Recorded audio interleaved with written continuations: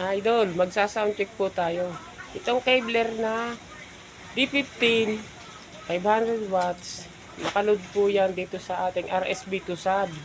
At ito namang modified Sherwin Vega. Yan po ay folded horn. Ang nakaload po dyan ay D15 Ultimate Blast. At ito naman pong ating mid-high Mobile Tech D12 na 800 watts. At ang kanya pong tweeter ay Broadway na 300 watts. Yan. Ito pong Ace na 4004N. Ang dinadrive po nito yung dalawa nating modified na folded horn.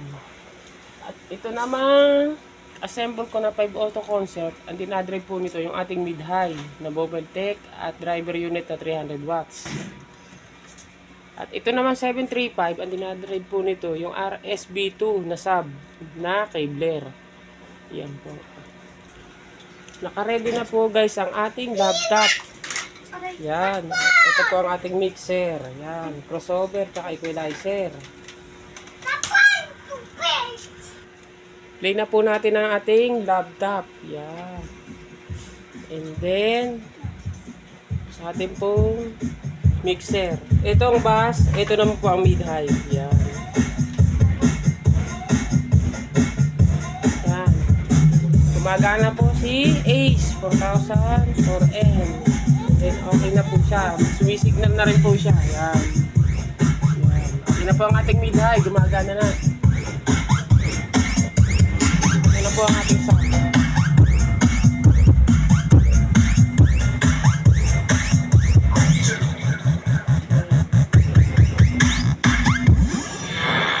Gumagana na po ang ating mid-high.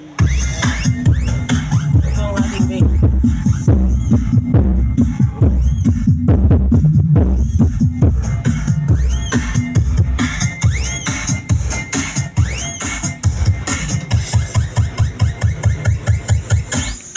Dagan pa po natin ang volume.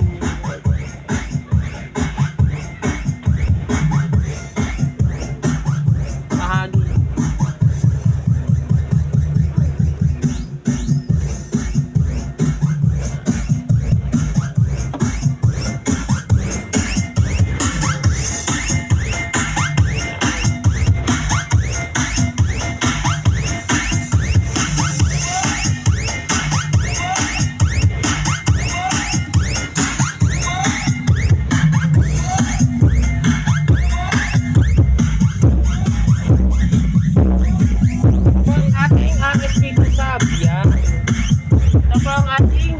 Folded horn.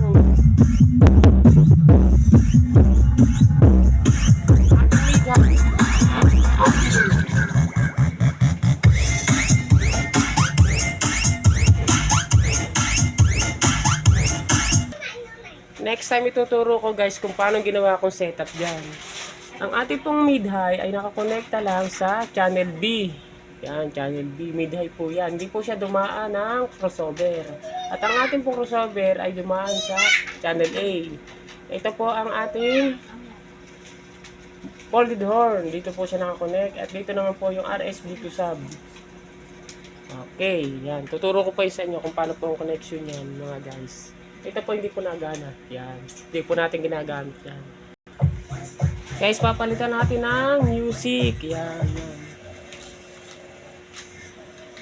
Yan. Then, volume. So, guys.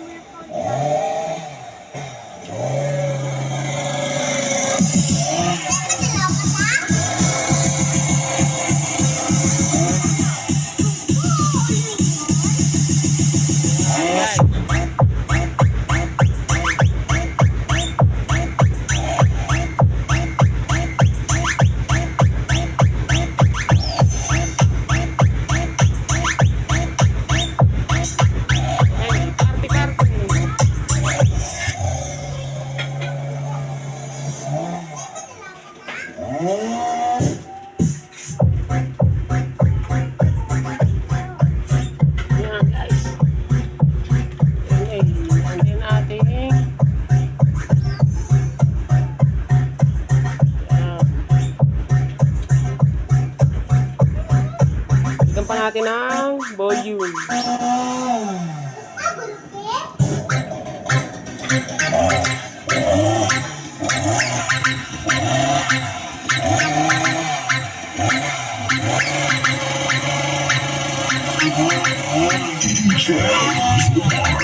Ang RSB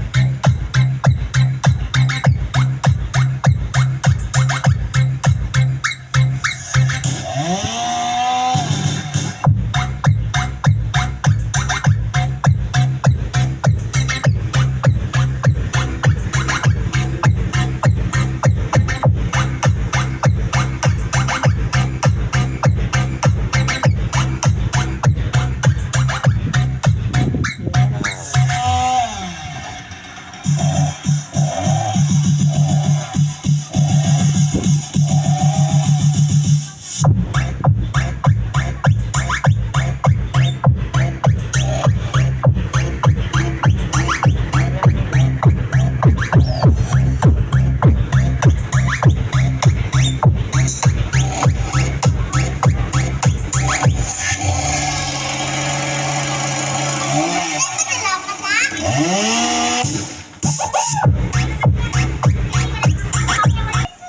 Maraming po salamat guys sa idol sa panonood.